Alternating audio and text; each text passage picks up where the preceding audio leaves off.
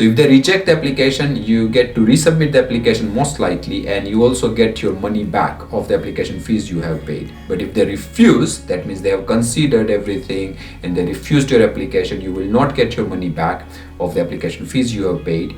At times, if they refuse after considering everything, you might not be able to reapply for next 6 months.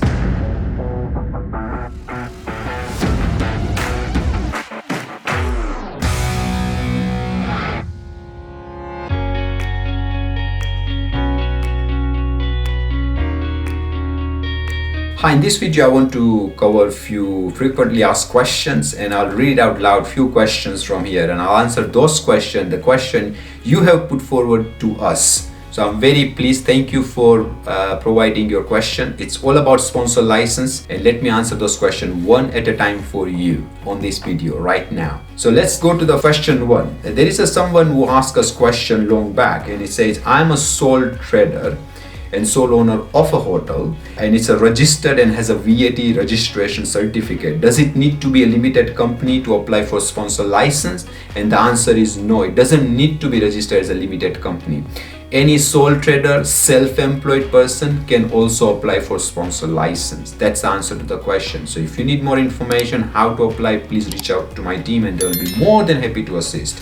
Number two question is, and this is quite common post-pandemic, very common question. And say, I have a client who wants to apply for a sponsor license and doesn't have a physical office. Is that okay? And the answer is perfectly yes, no problem. It depends on your business. If your business doesn't require the premises, if it's a service-based business and you can comfortably work from home, the home office doesn't have any problem running your own business from your home. If there is an adequate space and it meets the health and safety requirement, and also any other requirement of the law of the land, then it's perfectly fine. So you have to bear in mind about health and safety, relevant permission from the council. You might have to reach out to your council where you live and ask them if you can run the business from your home. It's a service-based business. You might have some office space. You can create an office space within your home, and if you meet the requirement, then it's perfectly fine running your business from home. You don't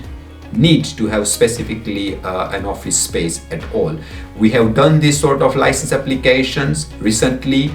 Many home office in fact have visited and done compliance visits as well at clients' home as a part of the compliance process, as a part of the sponsor license application, and they have been fine with that, and it's perfectly fine. So yes, that's the answer to the question. Number three is about digital bank, right? So there are a lot of digital bank and digital e-money platforms in UK these days, and it's so easy to open business bank account with them, but not all these digital platforms are bank, to be honest. So for an example, Tide, TIDE, as of now as we speak in October 2022, it's not a fully bank, but it's called e-money account, right? They are e-money account. They just take money, transfer monies, but they are not a full bank. Some of them, like WISE, WISE. So when you open an account with WISE, you get a short code, UK bank account number. Can we use that bank statement as one of the piece of evidence to submit sponsor license application? The answer is, as of now as we speak in October 2022, the answer is no. But some of the digital banks are banks. For an example, Monzo, for an example, Starling, right? These are proper banks. Probably Cash Plus, right? Try this bank, Cash Plus. These are proper banks, regulated bank authorized by FCA and PRA. So yeah, they are proper banks. You can use that, but some of them are not banks. So what you can do is you can contact relevant digital platform, banking platform, and ask them if they are bank or not, and they will tell you truth. Now going back to Tide, they have some collaboration with Clearbank.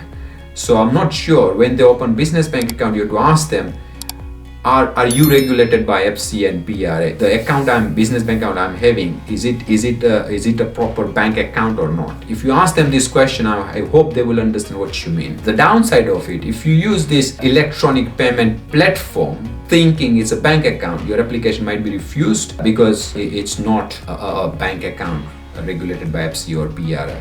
So you might get your application refused or rejected. So there's a difference between rejected and refused. So if you don't submit the right evidence, they reject the application, don't refuse. So let me explain what is the difference between rejected and refused, right? So if they reject the application, you get to resubmit the application most likely, and you also get your money back of the application fees you have paid. But if they refuse, that means they have considered everything and they refused your application, you will not get your money back of the application fees you have paid. At times, if they refuse after considering everything, you might not be able to reapply for next 6 months, right? So not submitting right evidence is most likely rejected, right? So it's not the worst, but still you don't want even rejected application. So think about this.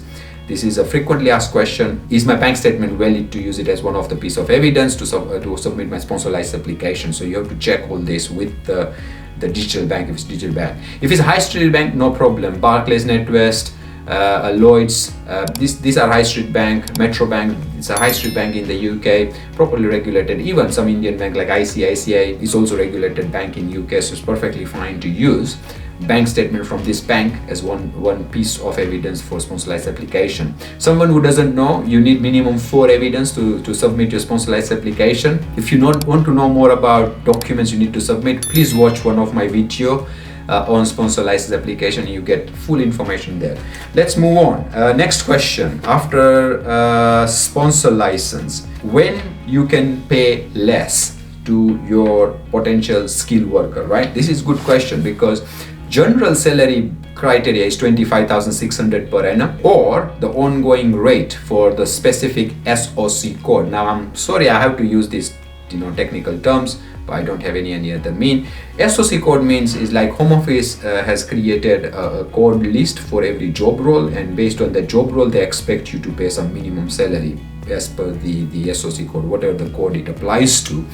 And then so whatever is higher, maybe 25,600 or the ongoing rate for the specific SOC code, whatever is higher you need to pay your employee. Now in what circumstances you can pay less? So that's the question, and the answer is there are few circumstances. I might not cover everything, but let me cover a few which are like day in day out reasons where you can pay less. Number one is someone is student in the UK, overseas student who's trying to switch the immigration category in the UK. They have completed their bachelor's, master's or PhD in the UK. If they are in PhD, they can even apply up to 3 months in advance before the course completion date, and they would qualify for the lower end of the salary threshold, which is a new entrant salary. New entrant salary means £20,480 per annum, or I think it's 70% if I'm not wrong, but it's a reduced rate than ongoing rate. So whatever the ongoing, so let's say the ongoing rate is £30,000.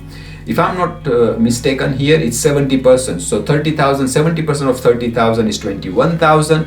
The other threshold is 20,480. So you got to pay 21,000. It's still a lot less than 30,000. So it's more cost effective for the employer, cost effective, and it's probably encouraging for the relevant sponsored workers. Why? Because they get into the sector, they get to start their career, and the employer will have a cost-effective staff to hire. So this is the quite common circumstances. Students switching their visa in the UK, have completed their course, or someone on a graduate route visa. So if you're on graduate route switching to skilled worker visa, you could potentially qualify for reduced salary.